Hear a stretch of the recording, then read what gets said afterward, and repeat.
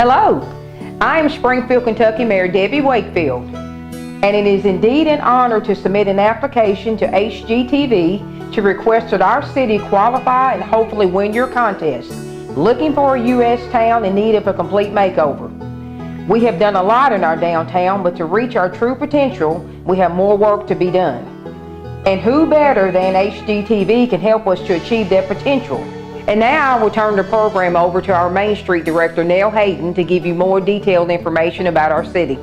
Thank you, Mayor, and thank you, HGTV, for providing cities the opportunity to get your help. Springfield, Kentucky is unique in that it is located in the center of Kentucky in the very southern portion of our famous bluegrass region. We are really like a village with a few thousand people that started this city over 225 years ago, right after Kentucky became a state. Springfield's Main Street is part of the Wilderness Road, one of two principal routes used by colonial settlers to reach Kentucky from the eastern United States. The road from Danville to Bardstown was an extremely important part of the history of Kentucky's settlement, and Springfield was centrally located on this corridor. Our city evolved out of the need to take care of our agricultural community in Washington County, the first county named after Kentucky became a state in 1792. Many small communities were located throughout the county, and Springfield became the county seat and center of commerce for these communities. People would travel into Springfield for the basic necessities that were available at our general stores and other businesses. One very famous family settled in the community of Beachland, 5 miles north of Springfield in the late 1700s, Abraham Lincoln's family. President Lincoln's mother and father married at Beachland in 1806. The marriage documents are still housed in our impeccably restored 1816 courthouse on Main Street.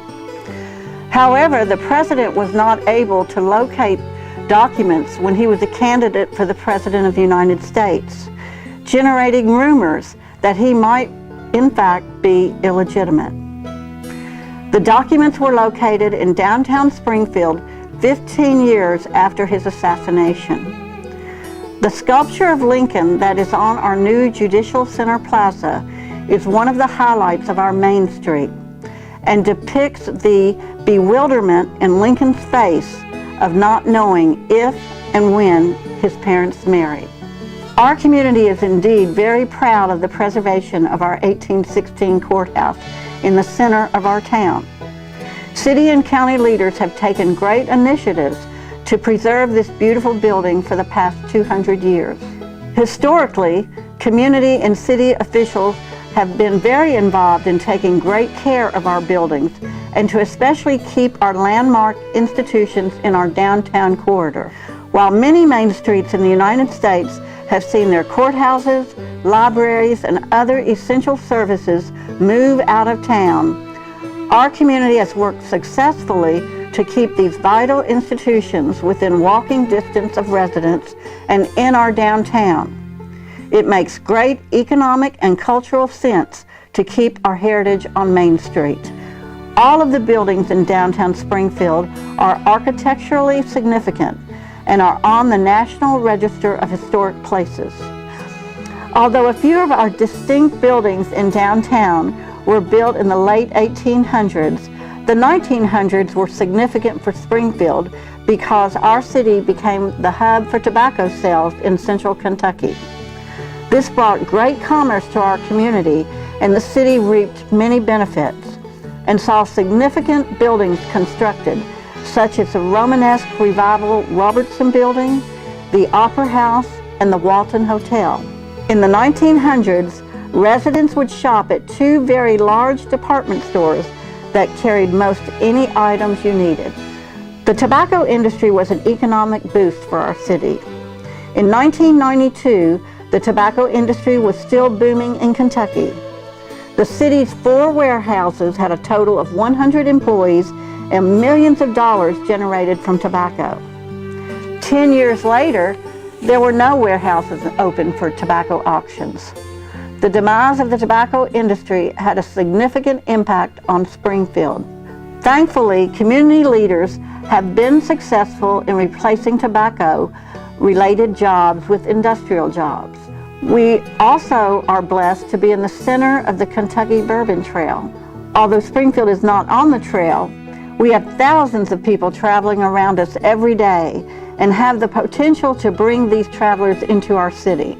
We need to revitalize and restore some very significant historic buildings to help us grow and flourish. And in time, we hope to actually be on the Bourbon Trail, and we need to be ready. We are hopeful that HGTV can help us get ready for these future opportunities. Starting in 2000, many successful efforts have been made in the restoration and construction of many of our downtown buildings. First off, we lobbied hard to build our new courthouse, new library, and new fire station on Main Street. The architecturally Beaux Arts designed Opera House, circa 1900, was restored by grants from state government, designated to help downtowns thrive. A local attorney restored the 1800s building that housed the first Louisville store in Kentucky. A local businessman and his wife restored the Italianate Hayden and Robertson Drugs, circa 1870s, which now houses a restaurant and upper-story housing. A locally owned bank renovated the Italianate Meeks Craycroft Saddler Shop, circa 1880s, into a top-notch office space and conference room. The large Italianate Cunningham's dry goods building has been converted into separate businesses, one being a hair salon that utilizes the original cabinets from the dry goods business. Another space has been converted into a mission store that sells gently used clothing and gives proceeds to local charities. The city purchased the uniquely designed Bottom Chevrolet garage, circa 1920s, in order to save the building from a failing roof. After repairs, the city took proposals for business plans to rent or purchase the building and received 3 proposals.